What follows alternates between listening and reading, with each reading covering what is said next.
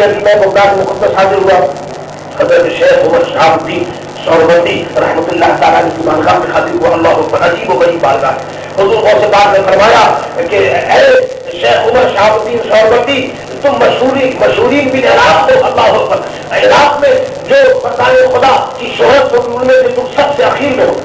چنانچہ آپ کے پتا حضرت شیخ نجیب الدین سہروردی رحمۃ اللہ تعالیٰ نے شیخ شہاب الدین سہروردی کو لے گئے حضور غوث پاک کی بارگاہ میں، اور آپ کے چچا نے شیخ نجیب الدین نے عرض کیا کہ اے غوث اعظم، اے قادری جیلانی، یہ میرا بھتیجا ہے اور یہ علم کلام میں بہت زیادہ شرف ہے. علم کلام جس کے اندر آدمی اللہ تبارک و تعالیٰ کے مطابق غور کرتا ہے، اللہ کی صفات میں غور کرتا ہے، اور یہ اس قسم کی بہت سی باتیں.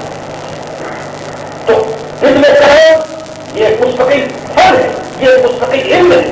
تو فرماتے ہیں علم کلام اور علم مناظرہ، لوگوں سے بحث کرنا اور صفات الہی اور قدرت باری تعالیٰ اور اس قسم کے مسائل کے جو بڑے خطرناک ہیں اور عام طور پر اس پر بحث نہیں کرنی چاہیے. حضرت شیخ شہاب الدین سہروردی اس میں بہت زیادہ بحث کیا کرتے تھے. چنانچہ ان کے چچا نے کہا کہ حضرت یہ میں نہیں چاہتا کہ یہ بہت زیادہ علم کلام میں اس قدر ان کی توجہ ہے، میں چاہتا ہوں کہ یہ اس کو چھوڑ دے، مگر یہ چھوڑتے نہیں.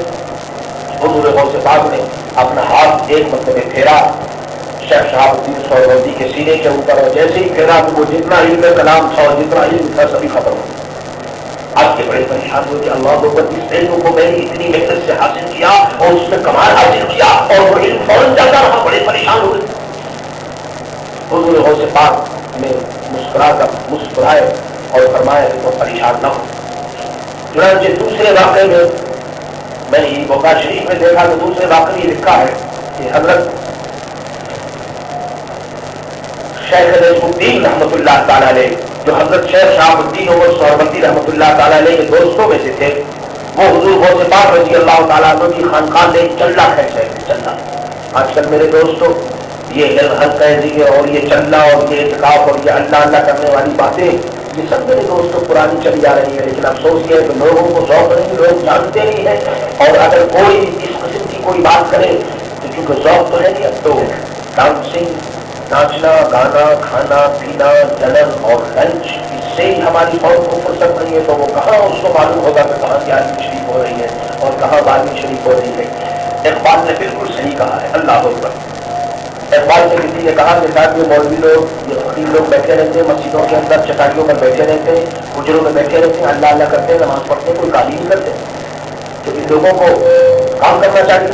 تو اقبال نے ان کو کہا کہ یاد رکھو ان اللہ کے نئے بندوں کو مت چھیڑو.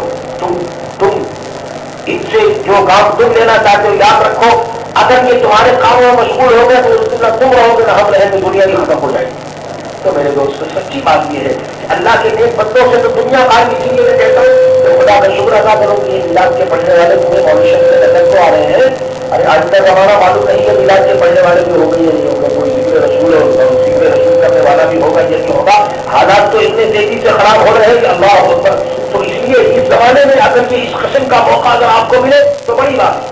حضرت شیخ نجم الدین رحمۃ اللہ تعالیٰ نے حضور غوث پاک رضی اللہ تعالیٰ عنہ کی خانقاہ میں چلنا 40 دن تک عبادت کر رہے تھے. جب 40 دن جب پورے ہو گئے تو آپ نے دیکھا کہ حضرت شیخ عمر شہاب الدین سہروردی پہاڑ کی چوٹی کے اوپر بیٹھے ہوئے اور وہاں ان کے ہاتھ میں کپ ہے، پیالہ ہے اور پیالے میں ڈائمنڈ ہے، جواہرات ڈائمنڈ.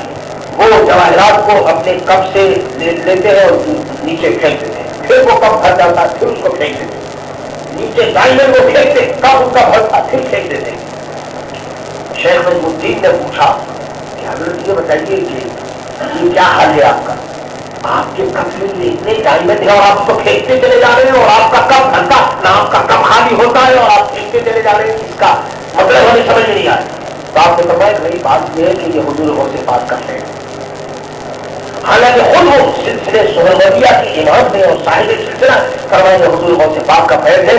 کیونکہ بچپن میں مجھے علم کلام سے بڑا تعلق تھا اور آپ نے سینے پر جو ہاتھ پھیرا تو علم کلام سے رخصت ہو گیا، تو علم کلام کو آپ نے لے لیا اور اس کے بجائے یہ فیضان انہوں نے حضرت عطا فرما دیا کہ میں تمام دنیا والوں کو علم اور عمل اور معرفت کا میں خزانہ میں تقسیم کرتا ہوں. تو میرے دوستوں اولیاء کاملین کی جو نسبت ہوتی ہے اور اولیاء کاملین کی جو عبادت ہوتی ہے الحمدللہ سب العالمین، یہ بڑے بڑے جو اللہ کے نیک بندے ہیں العالمین حضور غوث پاک رضی اللہ تعالیٰ عنہ کا فیضان پہنچ رہا ہے.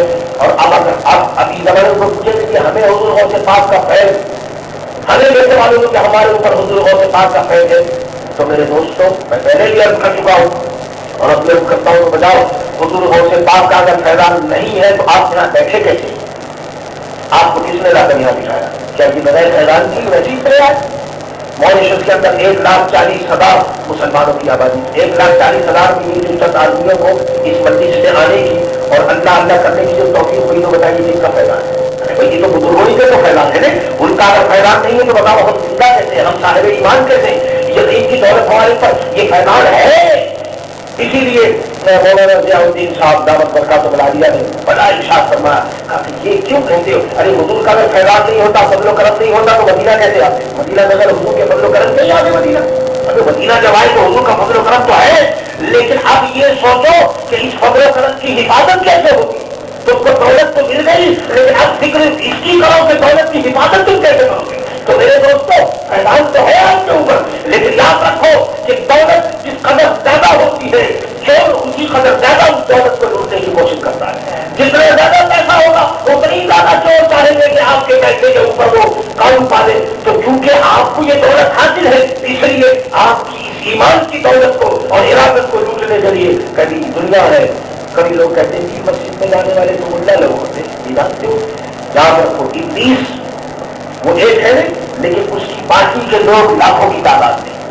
ابلیس تو اپنا کام کر کے وہ تو اپنے مقام پر جہاں کہیں بھی بیٹھا ہے یا سویا ہے، لیکن اس کی ضروریت کی آج میرے دوستوں کبھی نہیں. یہ اس قسم کی باتیں کر کے لوگوں کے دلوں کو توڑا جاتا ہے. کسی کو کہا جاتا ہے تو ملا ہو گئے، کسی کو کہا جاتا ہے تم نے داڑھی رکھ لی تو اب تو گویا تو بالکل ہی تم کو مسجد میں رہنا چاہیے. حالانکہ میرے دوستوں مسجد میں آنا، نماز کا پڑھنا، داڑھی کا رکھنا، شریعت کے مطابق لباس کا کرنا اور پہننا یہ سب کچھ سرکار دو عالم کی سنت ہے. اور اس سنت پر اگر کوئی مسلمان عمل کرتا ہے تو الحمدللہ یہ بڑی مسرت کی بات ہے، بڑی خوشی کی بات ہے. میرے دوست دنیا سے ہم خالی ہاتھ آئے اور خالی ہاتھ جائیں گے.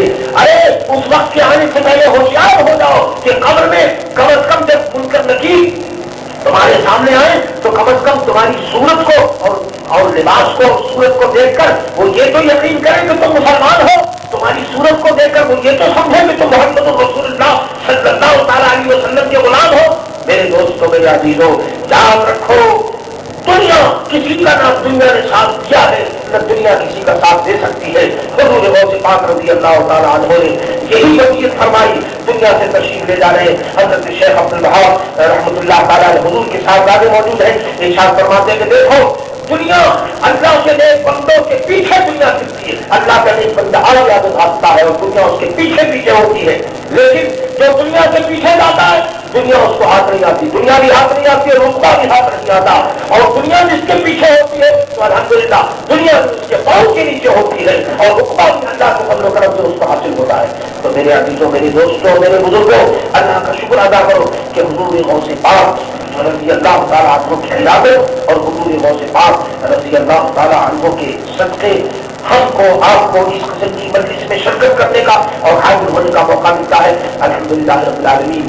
آج یہ 10ویں شب ہے اور کل انشاءاللہ 11ویں شب بھی آ رہی ہے. بہرحال ان شب ہے مبارکہ میں ویسے تو ہر رات اللہ کی اور ہر رات میں جس قدر آپ کی عبادت کریں اور عبادت کریں وہ کم ہے. ان شب ہے مبارکہ میں حضور غوث پاک رضی اللہ تعالیٰ عنہ کے واقعات اگر آپ کے پاس کتابیں ہیں صحیح کتابیں غلط نہیں صحیح جو کتاب ہے اہل سنت و جماعت کی لکھی ہوئی ان کتابوں کو آپ پڑھیے ان کا مطالعہ کیجیے. جو خدان دین ہے ان سے حضور غوث پاک رضی اللہ تعالیٰ عنہ کے متعلق باتیں سنیے اور اپنے ایمان کو تازہ کیجیے. آج مشکل تو یہی ہے کہ دوسری کتابوں کو ہم پڑھتے ہیں لیکن جن کتابوں میں ہمارے صوفیاء کاملین کا اور اللہ کے نیک بندوں کا ذکر ہے ان کتابوں کی طرف ہم توجہ نہیں کرتے. ہمیں چاہیے ان کتابوں کی طرف توجہ کریں. یاد رکھو دربار شہنشاہی سے بہتر ہے مرد خدا کا آستانہ حضور غوث پاک رضی اللہ تعالیٰ عنہ کا آستانہ. میرے دوستوں آج بھی اس کا اسی طرح فیضان ہے کہ جس طرح پہلے زمانے میں فیضان تھا.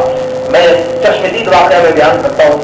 جب بغداد شریف میں کسی سنی کا انتقال ہوتا ہے تو جنازہ لے کر کے حضور غوث پاک رضی اللہ تعالیٰ عنہ کے باب الشہر سے وہ جنازہ لے کر جاتے ہیں اور آگے ایک جگہ ہے میدان ہے وہاں نماز جنازہ ہوتی ہے.